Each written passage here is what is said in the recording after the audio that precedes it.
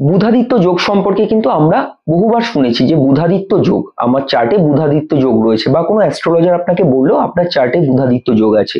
কি এই বুধাদিত্য যোগ?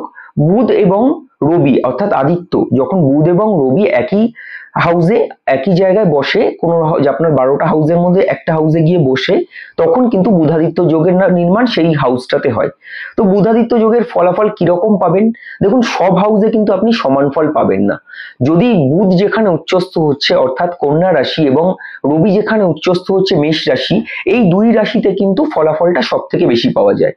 এবং তার বাইরে অন্য যে কোনো হাউসেও আপনি ফল পাবেন, যদি না কোনো রকম ভাবে পাপ কর্তরী যোগে পড়ে যায় বুধাদিত্য যোগটা, বা বুধ এবং রবির সঙ্গে অন্য কোনো অশুভ গ্রহের অবস্থান হয়ে যায়, তখন কিন্তু বুধাদিত্য যোগের ফল কমে যায়। এবং বুধাদিত্য যোগ আপনার 12টা ভাবের মধ্যে যে ভাবে নির্মাণ হয়েছে সেই ভাব সংক্রান্ত ফল কিন্তু আপনাকে বুধাদিত্য যোগের ফলে আপনি পাবেন। বুধাদিত্য যোগ সেইভাবেই কাজ করে।